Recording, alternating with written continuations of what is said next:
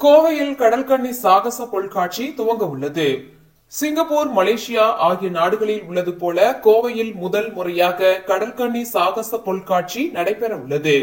September 11ஆம் தேதி வஉசி மைதானத்தில் இந்த பொருட்காட்சியானது துவங்க உள்ளது.